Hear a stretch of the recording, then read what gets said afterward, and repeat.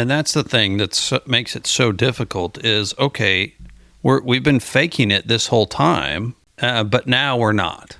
All of a sudden now we're not faking it anymore. But we are, but we're not. So much to the extent that I'm failing you on what was otherwise a successful check ride. Ready.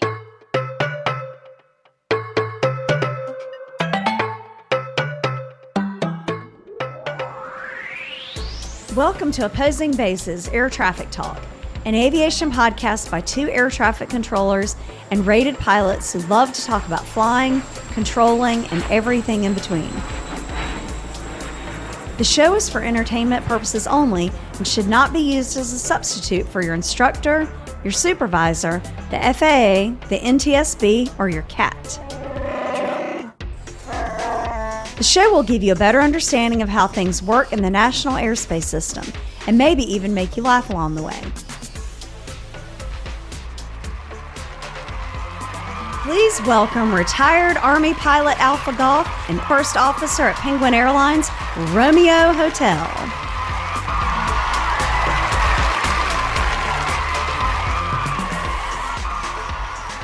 It's Wednesday, May 13th, 2026, episode 2 of our doubleheader, episode 438. On today's show, we'll share a listener's lessons learned after a check ride bust, make fun of Alpha Mike for nearly landing at the wrong airport, and hear some awesome aviation stories. Well, what's up, AG? Hello everyone. Happy doubleheader day. Yes. How are you feeling? I feel great. You're going to get through another awesome episode. It's going to be amazing. Tell me something about the last couple days of work. We talked about your mids. How's traffic been post furniture market? Slowed down a bit? No. Oh. No. Yesterday was pretty crazy, actually. Why? I don't know.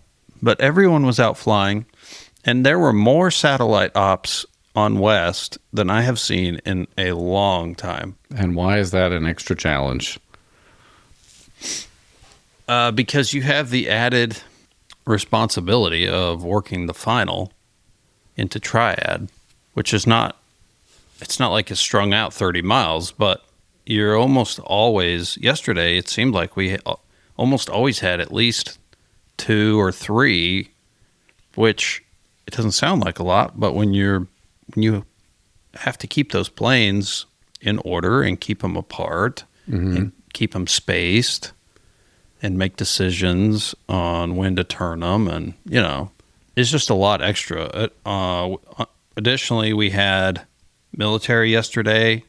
The presidential 7.5 was down, working the pattern, and there was some complexity involved in that, circling approaches, and there was quite a bit going on yesterday. It was very busy. Well, you made it out. Today is not I trained most of the time. I barely worked. Okay. And this was the session that they got done and said, I feel busier today than, or more. Yeah, more stressed today than I have in a long time. Former 12 controller. Right. Thought they would sunset their career at a nice, easy 7. Womp womp. You work pretty hard for this 7 pay. Please call your friends at your previous facility and tell them how busy we are, just so they don't think less of us. Right. I will be out of town next week on a trip, so that's why we're recording 2 episodes this week. I just want to brag about it again. I got to land the plane twice. Yeah. I've got no calls from the FAA or the Chief Pilot's Office, so I must have not broken any airplanes. That's good. Pretty proud of myself. That's great.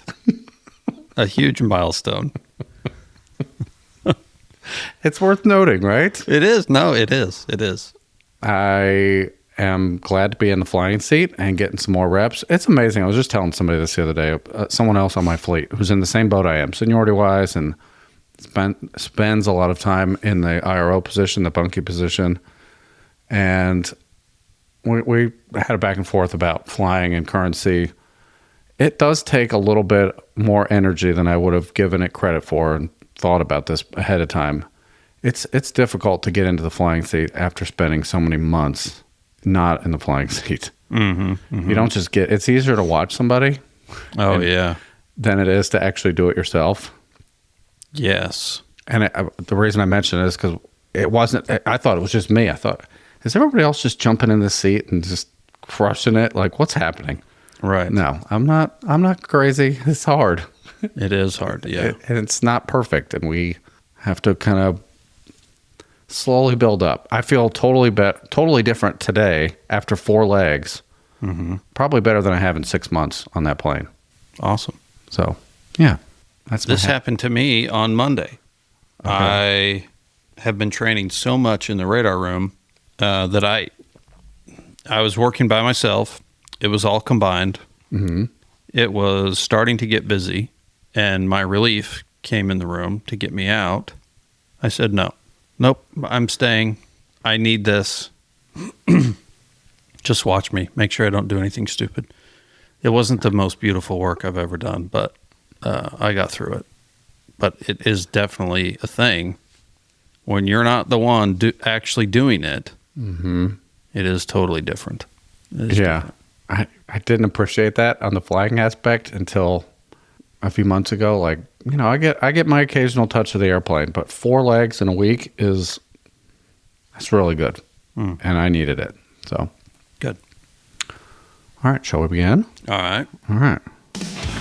Since 10 minutes ago on episode 437, we have 2 new supporters on the iceberg, Alpha Sierra and Papa Hotel. And we also got a one-time drop on Supercast using the donation button from Juliet Romeo. There's an announcement below, and our show's feedback today is from Juliet Romeo. Thank you, everybody, for joining us. If you want to learn more about joining Supercast and getting on-time episodes with no delays, our entire back catalog, access to our live stream with no lighting issues, bonus audio, and a direct line to us through our supporter-only email, check out opposingbases.supercast.com. Thank you, everybody. I feel like you're judging me again. I'm playing music. No. Just one announcement. Why don't you read the little blurb about reviews? I just thought that was a reference to my lighting issue, or my light cut out. I went like this. Last show. My face. Oh, your face. No. There's no fixing that. There's no amount of money. What am I talking about? We're out of reviews. No reviews. Words are hard. Announcements? Why don't you read that little blurb here? Tell everybody how to leave us a review. Oh, yeah. We're out of reviews. And if you were wondering how you can help fix that problem, you can leave your own. The best way, and the way that allows RH to format it in a manner suitable to myself, is through a fruit player device on the public show. Yes. Not on the Supercast supporter feed, but on the public feed. Mm-hmm. You, the one with the sunset and the logo. Mm-hmm. All right.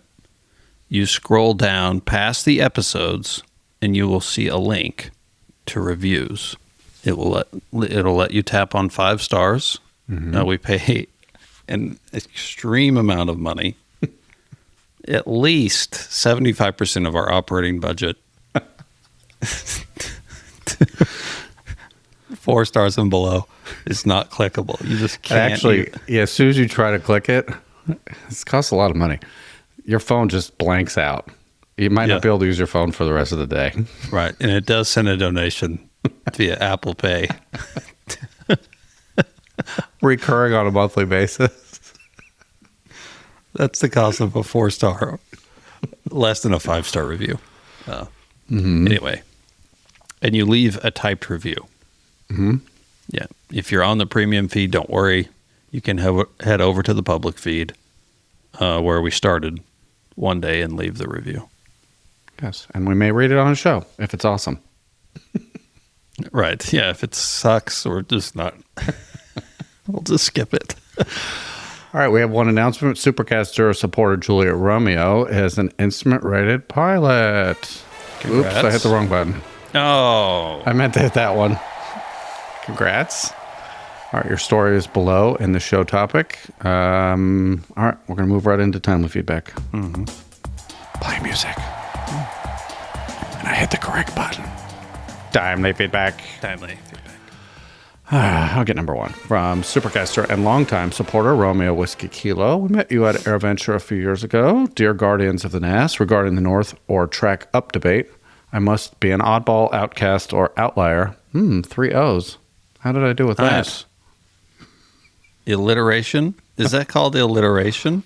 I believe that's correct. Okay, I'm going to look it up while you're talking. I've been called worse, but I'm a North Up all the time as a GA pilot. Doesn't matter if I'm instructing, flying VFR or IFR. Reason being is that all the text is readable on the chart in North Up. It's so easy to know if I'm flying south-ish that a left turn will move the plane to the right on the map. This could be my experience as a machinist to program computer-controlled machines and thinking in terms of the direction the cutter is moving or should move and not the table that actually moves. Huh. That is an interesting perspective. Hold on, wait a minute. I knew you would like that line. Hold on. Where are we at here? Let me see. I can't. The second Machinist to program computer-controlled machines, thinking in terms of the direction the cutter is moving or should move, and not that the table actually moves. Oh, I see. Yeah. So on a moving map, I think this is correct. Your dot, as long as you haven't, manipulated it with a zoom in or a pinch or anything, your dot stays in the same spot and the map is moving underneath. Mm-hmm. Visually, that's what it looks like, but you're progressing along this map. So that's an interesting way to think about it, especially if you're programming ways to actually get the cutting to do the right direction. That is the way your brain is programmed at this point in your life. So you do you. Keep doing North Up. I won't judge. I can't say that I'm not going to Judge it. because I am. Alliteration. I was slightly wrong. It's the alliteration is the repetition of initial consonant sounds in two or more neighboring words. So Okay. initial consonant sounds, I feel like we didn't achieve here. Right? Those are Vowels? oddball, outcast, outlier. Now, outcast, outlier Okay.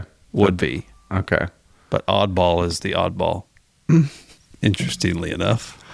I see what you did there, Romeo Whiskey Kilo. All right, they continue. So with North Up, I think in terms of the movement of the plane icon to know which way is left and right, it's so much easier to reference directions from air traffic when they call out traffic in a cardinal direction, as those no longer change in North Up. Just my experience and preference. Romeo Whiskey Kilo under the sourdough Bravo. I don't know. I have to really think back. Do you normally issue traffic in a cardinal direction? When the aircraft is maneuvering Oh, yes. Okay. and you don't know Yeah. exactly. The one they're you're talking heading. to is doing, pattern. Yeah, or- they're circling. They're in a big turn, and you say traffic 5 miles northwest of your position. Right, because you keep going east to west, north to south. I don't have know what your heading is. Yeah. Okay. Right. Makes sense. Well, thanks for the feedback. And great hearing from you again. It's been a while. Romeo Whiskey Kilo. Yeah, thank you. You get number 2. Number 2 from Supercaster Delta Lima Yankee. Hello, AGNRH. Hope all is well. And thank you for the absolutely fantastic show. As always, recently you were discussing Class Bravo TCA's terminal control areas. I believe that was what was called before the Bravos. That's right. The history and how they were created. I enjoyed the audio from the person who did the research on how they were formed. I started flying in California in 1989. At that time, a big deal was made about the San Jose Class Charlie. Which I'm putting up on the map or the screen right now. Keep going. I'm sorry. Okay. ARSA, as I recall, maybe is what it was called then. I was not involved at all with the creation of the Class Charlie, but was a very happy recipient of the fantastic design that went into it. the borders were purposely made on very obvious landmarks. Highway 101 toward the south was the one I learned well. I flew out of Red Hillville, and we knew where the border was. I'm circling it on my little mouse here, and hopefully you can see that. Sorry, go ahead. Further south, it was the rectangle, as that is where the planes arrived from. Much of this was also due to terrain. Oh, I see, yeah. And it kind of goes in the valley there. Mm-hmm. The north boundary. Oh, okay, I see. Yeah, I mean, that's nice. It definitely makes it easier on the pilots. Yeah. To know, hey, that. And we always did that anyway. We would associate things on the ground with, certain boundaries and say, hey, you can't fly past that barn. You can't, whatever. But when they just intentionally do it, that's very nice. Yeah, and they were cutting edge back then. For this to happen in the late 20th century, that's... I mean... This might have been the first one that actually shaped it like a controller would like it to be shaped. Yeah, way ahead of their time. Yeah. Yeah. My point of all this is the FAA did do the right thing and worked with all the people, the pilots, and the controllers in order to come up with a design that makes sense. I hope this continues in the Bachelorette Super Charlie, as is known in the Midlife Pilot podcast. Thank you, Delta Lima Yankee, if you actually are tracking. Mm-hmm.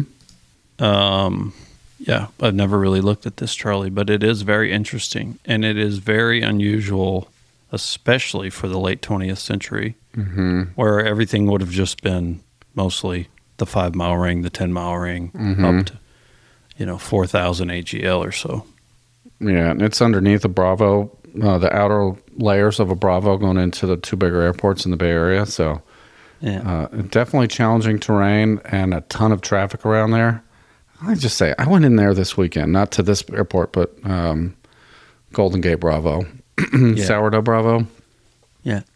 They have had a rule change there that I would love to survey their controllers and find out how they feel about it. Mm-hmm. So visual approaches used to be side by side there, even though the runways are extremely close together. Like, I'm going to go out on a limb and say less than 1,500 feet apart. Okay. Maybe less than 1,000 feet apart. Yeah. That's probably more accurate. It's closer to 1,000 feet. Someone send that in, please. Because I'm too lazy to look it up. But they used to let us be side by side. Now, the whole setup to get to that point was pretty difficult on the controlling side. It wasn't an accident that we arrived in that spot. Lots of traffic calls, and there's visual sighting of the other airplane. They are literally right next to you. So intercepts and headings to intercept and what approach you're on are extremely important. And something must have happened, and maybe I missed it in the news, but I don't think they can do that anymore. They have to be on a stagger, even on visuals. Really? It's almost like ILS separation for them, which is super close also. We just did that this week. ILS stagger there was maybe 2 miles, but probably closer to a mile. Yeah, I think it might be a mile. They are for extremely us, close. For aircraft or for runways separated by more than I'm not going to remember the cutoff, but it's way more than that. It's like 2,800 feet or something. So we fall into this category, or more than 4,000 feet. Maybe it's 1.5 staggered. So the lateral distance between the aircraft is 1.5, which they're already a mile apart. So you don't need a ton of stagger. So I can imagine there that being closer, that your distance is way less, probably a mile. Yeah, this probably is a mile. Wouldn't you think it would be the other way around? You would think it would be. Like the closer the runways, the more the diagonal stagger had to be? You would think that. It's close. Yeah. So they put us on the ILS from the northeast for the west runway, 28 right, and an airplane that was in front of us from the same side of the world that we came on the right base, they went to the left. And I could hear it being set up, and it worked. I'm not saying anything bad about it. It seemed totally legit and legal, but they're close. They are right there. And they were below us by like 1,000 feet when they joined. and then we each get on our glide paths and descend. And we didn't pass them. We're doing similar speeds, but I don't know. All that to say, I think something has changed recently that has created a lot more work for them to always be in the stagger mode versus a little bit of allowance for side-by-sides visually. So kudos to them. If anybody works there and can give us a brief history of how that rule changed, I would appreciate hearing that. Yeah. Anyway, they do a great job. Is Los Gatos a town? Uh-huh. It is south of San Jose.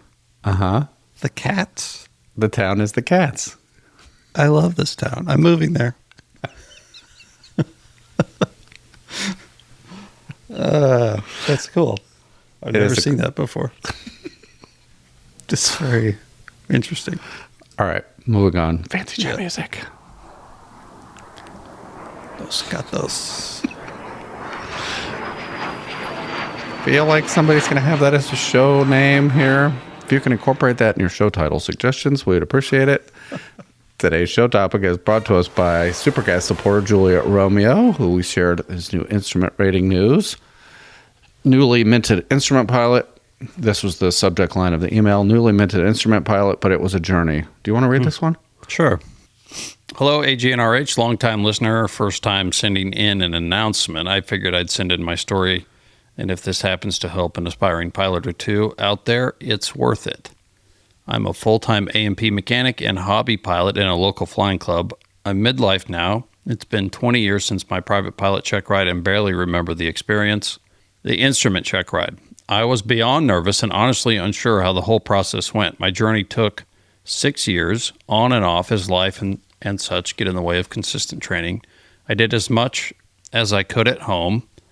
Besides obviously listening to opposing bases, including the back catalog, I studied the FAA handbooks, sporties, flight instrument ground school, pilots cafe, countless YouTube videos, and pinging random questions to pilots at my work.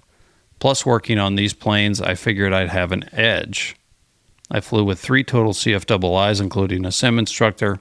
This last year, I built a home simulator and flew with pilots with Pilot Edge simulated ATC. I thought I was more than prepared for the check ride. I was not. I picked a DPE based off some local referrals, but didn't do much research of my own, although that probably wouldn't have mattered. Finally, check ride day, nervous but confident. Without going into any details or examples to hopefully not disparage the DPE, let's just say the oral was a struggle. Somehow everything I learned for the written was a missing iceberg of penguins floating so far off Google satellites couldn't even find it. I digress. It was a strange experience, but still a pass. On to the practical. It was a gusty, windy, bumpy spring day. Maintaining altitude was more of a guideline than a straight and level flight path. The approaches went by fast, and before I knew it, we were at the last MDA and told foggles off, let's land. I was grinning ear to ear until I wasn't. Let me give you a timeout here. Okay. Typically, this is in general, and I'm sure there's a perfectly written procedure on how this is supposed to be conducted, but typically, examiners, designated pilot examiners, the one giving you your test, your practical, your driving test, if you remember that from your driving days as a teenager, will tell an applicant if a maneuver was unsatisfactory at the time of the maneuver, not wait until the end. So at this point in the check ride, the last minimum descent altitude, you're grinning ear to ear because this is the last maneuver and you haven't been told anything otherwise, so you have reason to be happy. I just wanted to insert that right there. Okay. A little background. My home base is cornered by a Bravo and Delta with a lot of training and weekend warrior traffic. Our normal practice was break off the MDA, climb, and join the traffic pattern with everyone else. Back onto my check ride. Just one pattern to land, and my 6-year journey for instrument is over. Following muscle memory, just as I reach traffic pattern altitude to beam the numbers, I bust. All right, let's pause here to discuss what he means. It took me a minute to wrap my head around what was happening here. So, previous paragraph, his normal practicing procedure with his instructor, So when you do a non-precision approach with a circling maneuver, you are getting to an altitude that's typically, 400 to 600 feet AGL? Is that fair? On a normal non-precision. So you're simulating instruments. You're under view-limiting devices. We call those foggles. And you descend in accordance with the approach procedure, the plate. It has a prescribed altitude for you to arrive at. And then in a vacuum where there's no other traffic, in instrument practice fun land, you would circle to the appropriate runway, and you would never climb back into the clouds that you just simulated coming out of. Mm-hmm. But in practice world, his practice was to arrive at MDA, manipulate the airplane the way you wanted it to, level off. The practical test standards are -0, plus I think 100 feet, give or take, but never below the minimum descent altitude unless you're in a position to land. And they this is on the exam. They climbed back up to pattern altitude like they would in practice world, where they had become accustomed to joining other VFR pattern traffic in a normal flow, which is outside of what is happening in instrument world, which you're simulating on a check ride. Right. Are we on the same page? I think so. So they got to the minimum descent altitude. They were told, take the foggles off. They did. The applicant then climbed back up 400 or 500 feet to pattern altitude, which is strictly forbidden in this maneuver. Mm-hmm. Okay, go ahead. Yeah, see, I may have done the same thing. Right. Tell us why. Yeah, because one, you feel like it's over. He says, okay, take them off, take the goggles off. We're done. Okay, we're done. So now I'm going to move on to, let's, get the plane on the ground the way we always do. So what was the solution? Just to land? So let's just say they were opposite direction. You did an approach for 3.6 and you got a circle and a left circle around the airport for 1.8. And if there's other traffic out there, somebody hopefully is making announcements, because you're trying to simulate an instrument environment, but there's other airplanes in the mix here. So yeah, I would like to believe that they knew where you were, and in instrument world, you wouldn't be fighting VFR traffic. So we're mixing two scenarios. That's the problem. I think in the test environment, it sounds like what the examiner expected was stay at minimum descent altitude, circle, land, broadcast, but never climb back up. Yeah. I don't know how I feel about that. I don't either. See, if that is technically, sorry, my cord's caught up here. If that was technically a bust, and as the DPE, you're basically required to fail them on that maneuver, I don't know that I would be a good DPE. That would be tough to say, unless it was briefed ahead of time.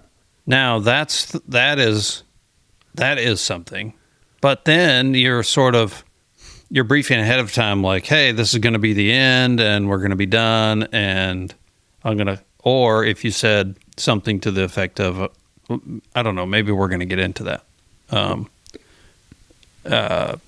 Okay, I would cancel IFR here, and now I would continue VFR. It's fair, and I'll just play VFR with everybody else that's in the pattern. Right. I sympathize with this scenario. And I do too. It's very frustrating to hear it, because it sounds like you did all the things to be ready for this part. Yeah, and this is like a technicality that's it is. It really is. It's just sort of silly. I think it's silly. We'll get to it. Let's keep going. Okay. This part of my story is where I hope I can help someone out there in OB land. I was crushed for days, every emotion, all I could think about. A portion of my soul will be forever in the downwind at that field. Yeah, I totally agree. I promptly did all the following steps: ground instruction, fly another approach, and endorsement from my CFI. I took a couple reschedules due to weather, but finally had another day to retest. Happy to say I'm now an instrument-rated pilot. Congrats. Good. That certainly was not the way I expected. In fact, it partially still feels disappointing it happened this way. But that all melted away flying home single pilot IFR. Finally, the last reason I wanted to share my story is the number of hobby and professional pilots I've talked to since my check ride bust. A number of pilots shared stories of their busts, way more than I expected. I'm not alone. but it makes sense. It's not a proud moment. Why would anyone share their story just because? If anyone feels like giving up the hobby or career because the check ride seems too intimidating, stick it out, cross the finish line. The grass is greener on the other side. Tailwinds, Juliet Romeo. P.S. I also sent an altimeter setting donation. Keep up the good podcast. Thank you. Thank you for that. Thank you for sharing something that, is not comfortable to share. You don't really want to advertise it around everywhere to everyone, but this is a little bit different to me. I feel like this is, I mean, you otherwise did this whole entire flight. See, this is just where I would not be good at being a DP. I just would not be good at it. Well, it sounds like you went into the flight with a little bit of a bad taste in your mouth about the oral portion. I still think that's the case where that has to happen and be satisfactorily completed beforehand. And if that kind of gave you any sort of residual feeling like, am I really ready for this? And then this happened. Yeah. I did some check rides. I was a designated check ride pilot at my flight school. And this is frustrating to read because this should have been briefed ahead of time that, hey, we're going to be encountering some VFR traffic. How do you normally practice this? Because we can't simulate instrument world all the way to the ground. When I say go visual, I'm going to tell you the weather, and I want you to proceed VFR because we're faking it here. We're making this up. Mm-hmm. And there has to be a little bit of room for mixing in with real traffic at the moment. And that's the thing that makes it so difficult is, okay, we've been faking it this whole time, but now we're not. All of a sudden now we're not faking it anymore. But we are, but we're not. Mm-hmm. So much to the extent that I'm failing you on what was otherwise a successful check ride seems a little bit much to me. Agreed. I couldn't stand this when I was going through instructor stuff, the role reversal, and we're in role reversal, but now we're not, but now we are, but we really weren't because, like what? It's a very tough environment to conduct check rides in. Mm-hmm. Yeah. Because of course, on a real approach, if you actually broke out at 600 feet on a 400 MDA approach, you're not going to go, okay, we're climbing back up to pattern altitude because that's what we did before. Obviously, that wouldn't happen. You would have arrived in VMC conditions. You would have just gone through these imaginary, real life clouds, right, in instruments. So of course you wouldn't climb back up into them. Yeah. I think it was a little bit of a trap. I'm hoping that the instructor adjusted the way that they explain this to you, because sometimes what happens in instructor world is you lose sight of the fact that you're in fantasy land. Mm-hmm. And you don't explain, hey, this is what we're doing right now, but we're trying to mix in with actual airplanes, and I'm trying to teach you, but that's hard to do as an instructor. But if at some point that lesson was missed, they didn't take the opportunity to give it to you, like, hey, we're going back up to pattern traffic because there's other airplanes here. Obviously, we wouldn't climb back into the clouds, and maybe that would have been all you needed to get out of that muscle memory on a check ride, or to look over at the examiner. Hey, just so we're clear, is there weather above me right now? Or do you want me to cancel and go back up to VFR pattern altitudes? That's right. Are we still in this mode, or are we not in the mode? Yeah. Where exactly do we fit in Fantasyland right now? Right. Okay. I wanted to mention this because this is something we do after not every single flight. We're supposed to do it every single flight. Sometimes we skip over it pretty quickly, but at the end of all of our flights, we debrief what went well, why, what will we do better the next time. And it's not meant to be hours long. It takes a couple minutes. You reflect on what happened, usually in the second half of the phase of flight where you're descent to arrival, where there's a lot of things going on. It's meant to remind both pilots there's always room for improvement. No flight is perfect. And it sounds like you've taken the time post check ride to reflect on what happened. Hopefully hearing from us and maybe the other people that you spoke to about your check ride lets you know that specific thing that happened to you, I don't like pointing fingers and blaming your instructor, but that wasn't all your fault. Mm-mm. That was not all your fault.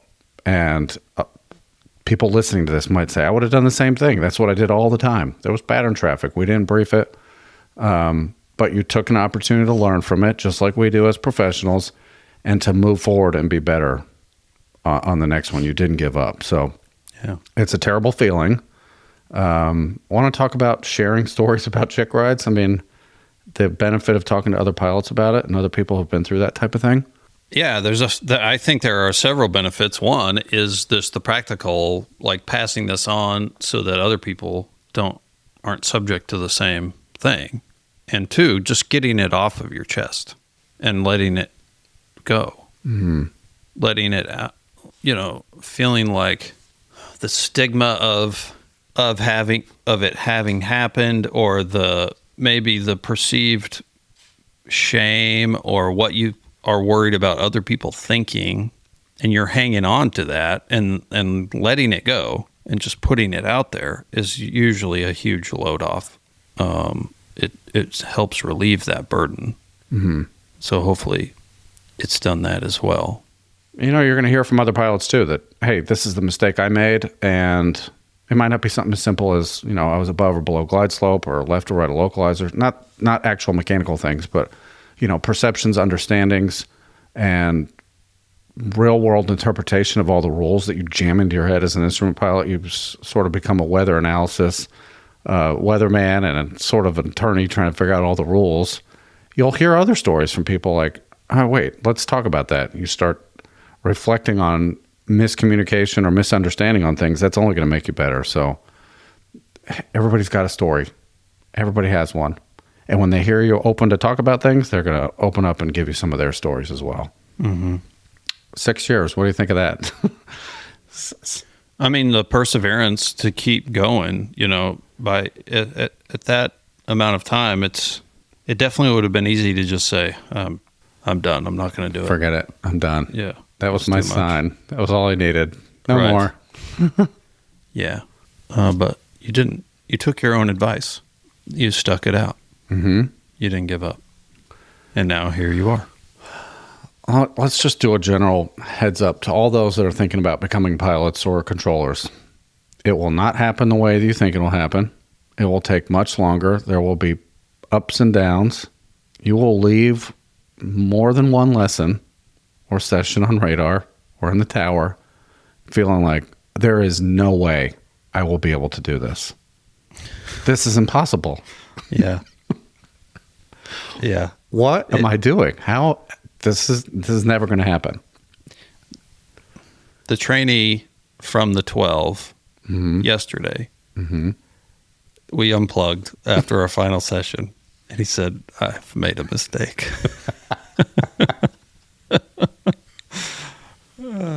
I said, no.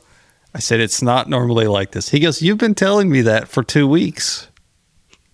I said, I know, but it's been furniture market, and then these weird days where we've had all this weather, and so it isn't always like this, and it does. It'll get better. So one of the things that we'd have any private students, especially, this was helpful for, running into walls and making mistakes and just having a hard time getting through the maneuvers of stalls, slow flight, emergencies, and simulated engine outs, all the things. It gets old quickly, especially if you're in a rut as a private applicant. All right, we're not doing anything today, maneuver-wise. We're going to go from point A to point B. Nothing's going to break. And then you're going to get the big picture of what this is all about. It's taking this airplane safely from point A to point B and kind of recenter your, okay, this is why I'm doing this. This is fun. We just arrived somewhere by flight. And I made that. I made that happen. Right.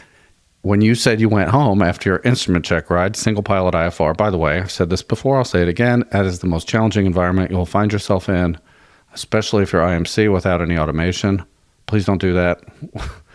The first time in IMC by yourself, either you need a good autopilot to help you, it's an aid, or bring somebody else with you. Just throwing that out there as a public message, but that, you said, made you feel better. Okay, this isn't about doing 3 approaches and a hold and all these things in one flight, which, by the way, is exhausting. You get done with each lesson in instrument training totally exhausted and drained. And now normal flights, A to B, doesn't feel like that. Right. That's a reward, a benefit for all your hard work. Yep. There are times in air traffic where trainees can take 3, 4, 5 years to get certified. And if you talk to them when they're done, had they given up every time they ran into a bad day, they wouldn't have made it a year. Right. What else do you want to talk about on this one? I just appreciate, the openness and sharing it and hopefully helping other people along their own journey to get there. Because like Ari said, there will be days where you think, what did I get myself into? Is this for me? Should I really be doing this? Mm-hmm. Everyone will go through that. Mm-hmm. I definitely did in this job training. Like seriously thinking like, man, I could just go get a flying job. Mm-hmm. I turned down offers for that, for flying Chinooks full time. Mm-hmm. And so that's that's like in the back of my mind the entire time when I'm having a bad day in radar thinking, gosh, there's easier stuff to do. What's your A to B reward for that now as a certified controller on a busy day in radar? How does that feel? Yeah, it feels really good. It's very rewarding. I love when it's busy and you have a challenge presented to you that feels like, what am I going to do with this plane? Or what am I going to do with these 3 planes? How is this possibly going to work? And you make it work. And maybe it's not the prettiest thing in the world, but you make it work. It's safe. You didn't have any operational errors, loss of separation. Yep. None of the pilots were chiming in saying, so we're almost out of gas. Where are you putting us? Yeah, exactly. Yeah. I'm super. I'll echo what you said. Thank you for sending in the story, and in an effort to help other pilots and instructors that are listening, make sure you frame reality and instructing, and make sure they understand how they merge in an exam. And if there's ever any doubt, work that stuff out on the ground with the examiner. If the examiner is listening, or there are examiners listening, be aware there are pilots that are being trained in this, simulated environment that may not understand what you mean by foggles off, land the airplane, when they're used to climbing back up to pattern altitude to mix in with the other traffic. I've never heard of that before, this feedback, but I'm sure there's other pilots who think that's normal. Yeah, sure. And for the examiners, just be aware of that. Maybe brief it on the ground. Right. What else? I think that's it. Congratulations, Detroit Romeo. And we didn't say it on here. I put this in there, pilotedge.net. You can practice flying in a simulated environment with controllers and practice all the things IFR that will drag you down the tubes as a pilot as you learn instrument stuff. So check it out. Yeah. Cool. All right, moving on. Music. Feedback time. Feedback. This is a helicopter story, and it's long, so you have to read it. Okay. Wow. That's how we're stereotyping now. That's what I am. All right. From Emperor Captain Alpha Mike, a newly rated helicopter pilot. Congrats again on that. Good day, fine sirs. I find myself on what I believe is my 3rd, maybe 4th lap through the full collection of OB episodes. Okay, you're just beyond hope. There's no hope for your mental well-being. Right. It's just... Do not check that box on your medical. You've listened to this show 4 times. Yeah. Yeah, don't check that. Yeah. All right. Surprisingly, at 1.5 speed, your normally dulcet robotic tones are transformed into the perfect pace for my workouts. Huh. Anyway, in the early 200s, there was a theme that came up in multiple episodes and may even have been a question of the week about CFIs and ATC trainers giving their students just enough rope to hang themselves. Well, better late than never. I thought I'd share a story. I hope you find to be a mildly entertaining form from my perspective. I can't read. Are you having a stroke? It's possible. You find to be mildly entertaining from my perspective, as the student used every bit of that rope. I'm just going to try to recage my my system, do the Boeing reset on my brain here. It's that Alpha Mike types too fast for my... Yeah, this is too fast. A little context first. In the helicopter world, they don't do the shirt cutting thing. No, we don't. I guess tandem seating with an instructor behind you has no context in rotorcraft unless you're flying Cobras or Apaches, which you wouldn't be flying for the first time, and you wouldn't solo in either of those, I don't believe. Instead, our school has a rotor blade in the lobby that students sign with the dates of their solos and check rides. Our story begins a little over a year ago when my instructor sent a student out on his solo cross country. The student left Mars Cheese Castle Delta, previously made famous on this show, and flew to points south of the Windy City, then returned along the Lake Michigan shoreline back to the home airport. The next day, the instructor got a call from the supervisor in the tower at a Delta airport directly south of the Mars Cheese Castle. Let's call it Strollhagen Airport. It seems the student flew directly through their airspace without talking to them. A few days later, the instructor asked the student, "Tell me what happened at Strollhagen." The poor confused student's reply was, "What's Strollhagen?"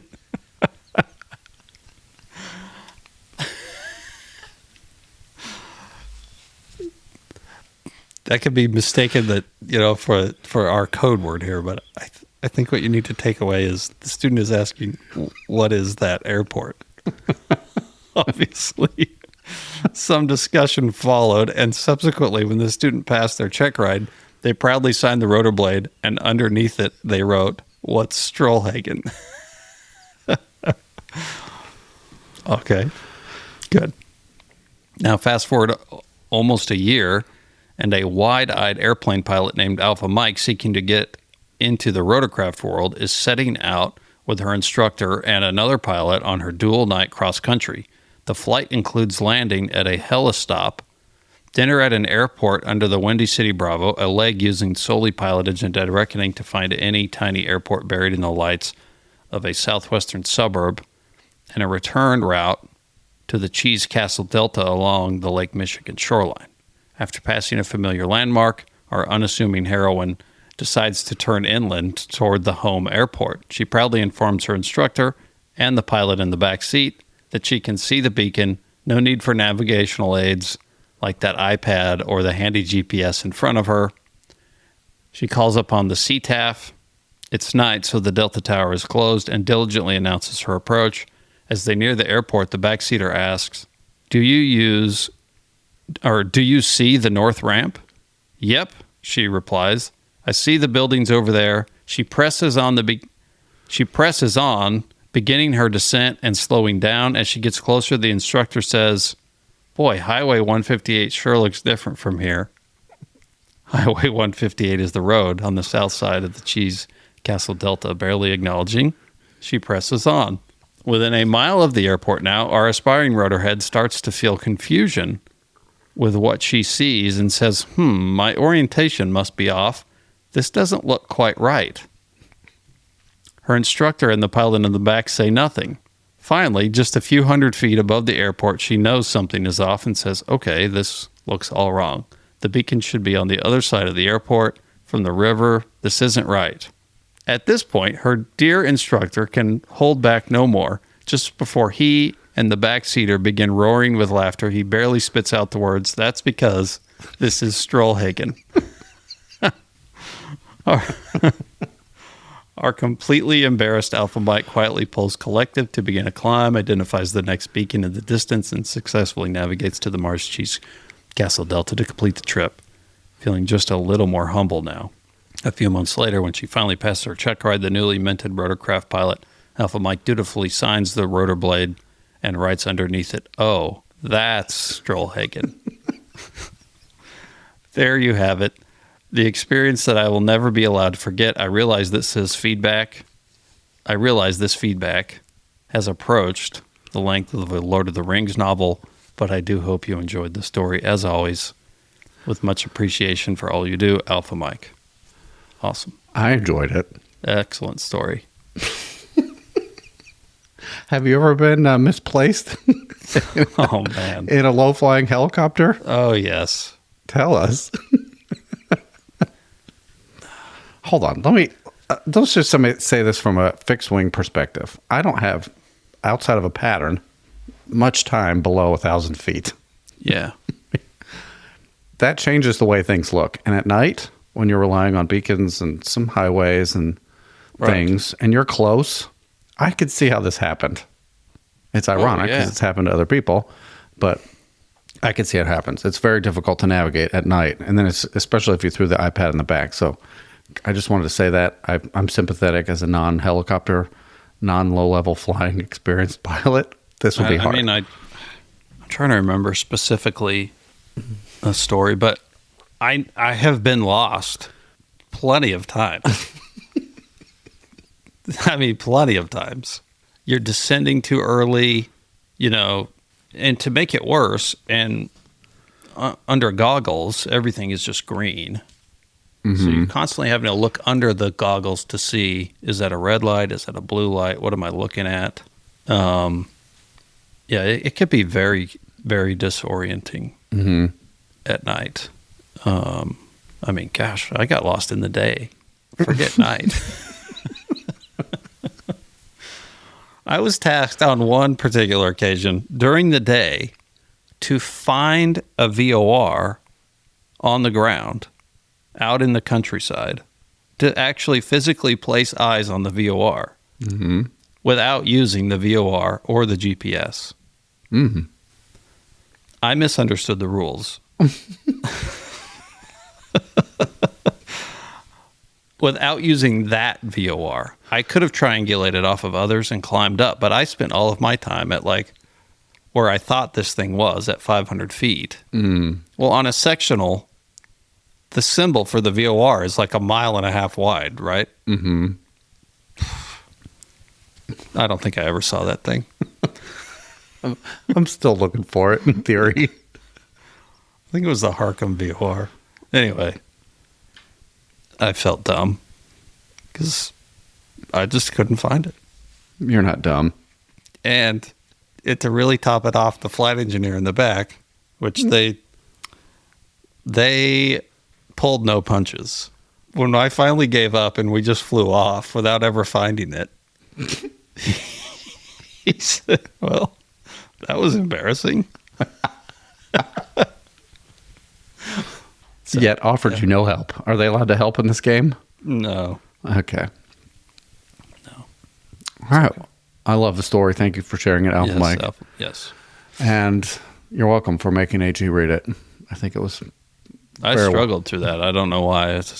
Reading's hard. Hard time. The font, it's the wrong font. You put it in, the size is wrong or something. That's on me. That's my fault. Yeah. Way to go. All right, number 2 from Supercaster Sierra. Sierra, good morning, RH and AG. Sending in this feedback mostly to say thank you. I've learned many things from your show, really too many to count. You've been a factor in receiving my private last summer, my instrument in January, and welcoming my first child to the world the day after my instrument check ride. I include this because my wife insists that my baby needs white noise when sleeping, and it turns out your monotone and robotic rhythm does just the trick. Not the first time we've been told that we put people to sleep. Been contacted by many children's book publishers to read audiobooks, record them. Mm-hmm. And, stay tuned. Okay, so hold on a minute. You went and took an instrument check ride the day before your... The day after my... Okay, yeah. You're right. Yeah. Let's break that down. So, your wife is very pregnant. And when you scheduled it, you knew there was a possibility this could happen. We're in the window here. Mm-hmm.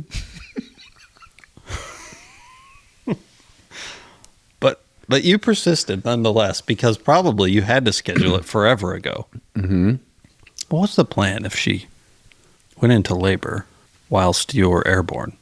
I mean, the instrument check ride's obviously more important. I mean, We're diverting. We're diverting to the nearest airport to the hospital.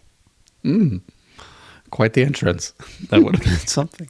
If only it was a helicopter check ride, you could have just landed at the hospital. That would have made a good story too. All right, would have I want to highlight one specific thing I learned, as it may as well have just saved my life. You have both advocated for the idea that even VFR flying, you should use airports as waypoints, even if it adds a little extra time to the route. I had my first ever real emergency. I won't bore you with too many details, but long story short, I all but lost my engine, and I was able to land at an airport safe and sound with no damage to myself or the aircraft besides what was already wrong with the engine. Looking back, I should have declared an emergency, but I was confident in making the field, and the approach controller who was giving me flight following insisted I take down the facility number to call them upon landing so they knew I was safe.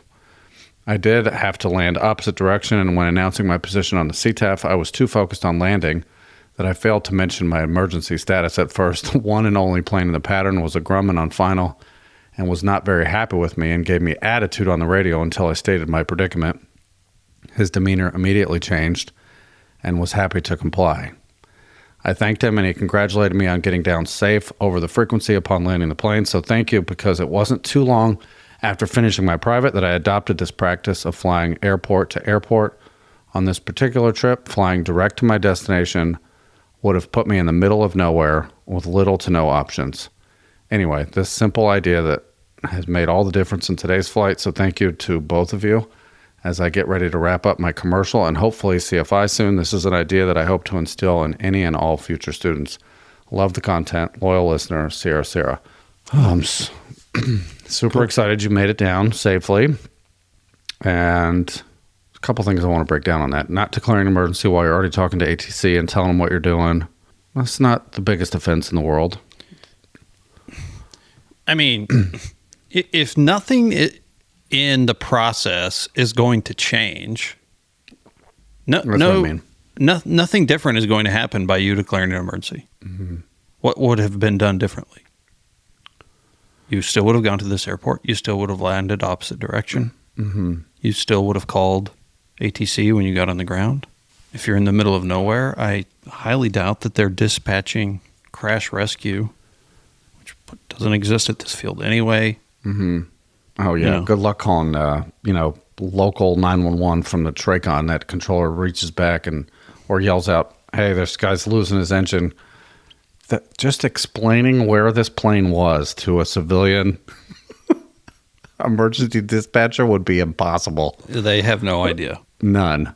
Can we get the last Those 911 dispatchers know a lot. Yes. About a lot. But aviation is typically not one of the things. When we end up having to call the sheriff's department frequently for these laser events and other stuff. And it is always like that. They don't know. They're like, what are you talking about? You're from where? Mm-hmm. But just completely foreign. It's totally foreign. So, yeah. Let's review the practice that we've endorsed. It's been a long time since we talked about this. Right. VFR flight, I think the context we discussed this in was night flying over areas where you have limited options and you can't really see as well, obviously at night. I'm talking tree, East Coast, lots of trees. How did we explain that? Do you remember? Yeah, so I think some of this may have come up when you and I flew to Oshkosh, and we're over the mountains, and there's a significant amount of time where you're over trees and no flat ground. There's nowhere to go. Mm-hmm. And so your glide distance and where are you going to go matters. It really starts to matter. And I think we translated that into night VFR flying as well, because we did that trip coming back from the coast from the Blue Angels air show and at night. And I'm, used to flying with goggles or an airplane with 2 engines. And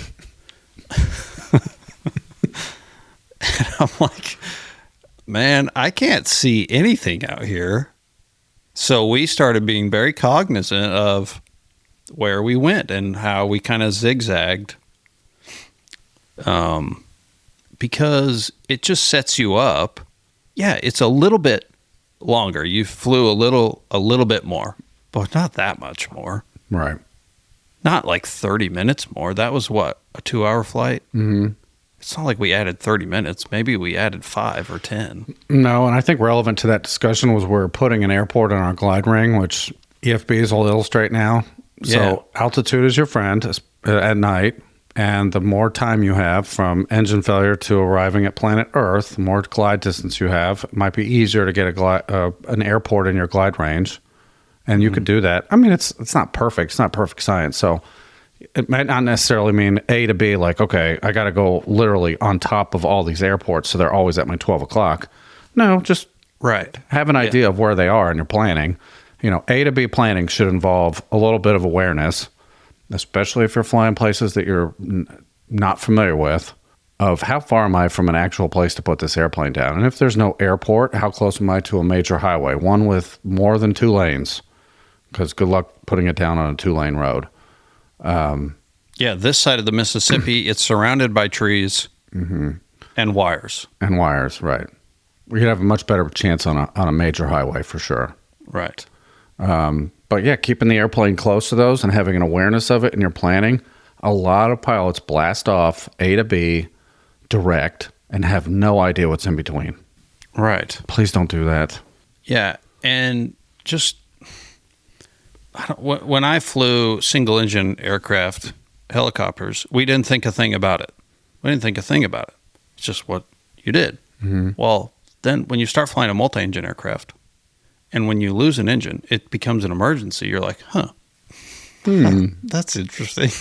Why is this an emergency? This plane is perfectly capable of flying itself around on one engine. You actually might burn less gas. The added benefits of single-engine operations. Yeah, right. So it just made me rethink single-engine operations. Mm-hmm. And how can we mitigate those? How can we mitigate the problems with that? Being we lose the only engine, we are landing somewhere. This is no longer optional. This is happening. Mm-hmm.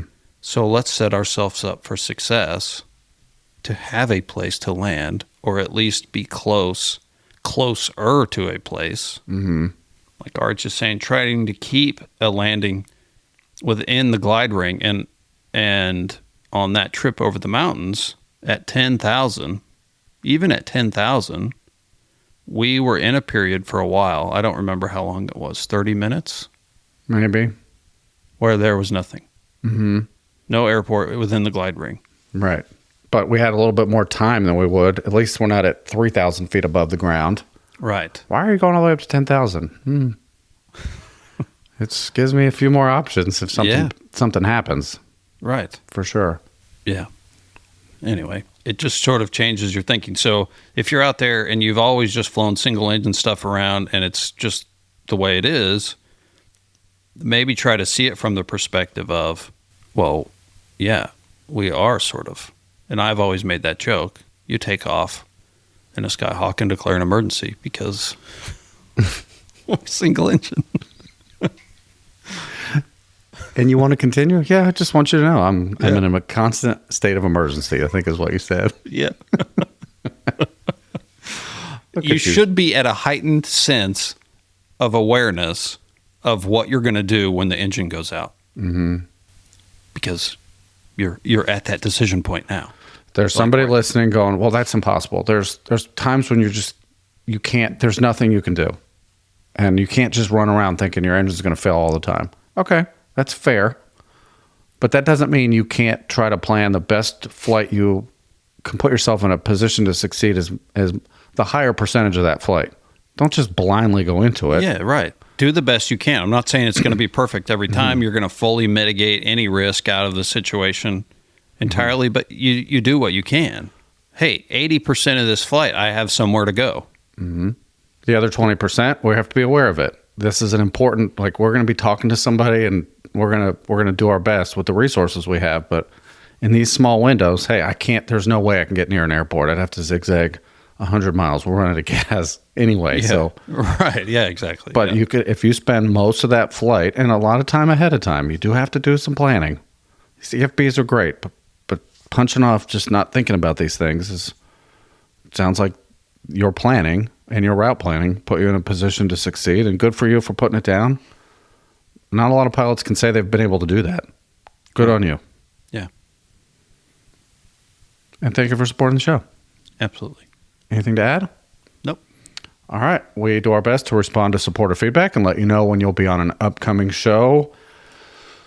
I mentioned this to you, where some of the old inbox, most of that is caught up. Thank you for your patience, everybody. And we're dealing with almost in the current inboxes. If you're new to supporting the show, you have supporter-only emails. You can send us questions or feedback, and we'll try to get it on the show. Yeah. All right, closing out episode 438 of Opposing Bases Air Traffic Talk. Romeo Hotel. And Alpha Golf. Goodbye, everyone. Drop. Opposing Bases is a listener-supported, ad-free weekly podcast. The views expressed on the show do not reflect the opinions or official positions of the FAA or Penguin Airlines. Episodes are for entertainment purposes only and are not intended to replace flight instruction. To get on-time access, bonus content, and full archive access, join the crew at opposingbases.supercast.com.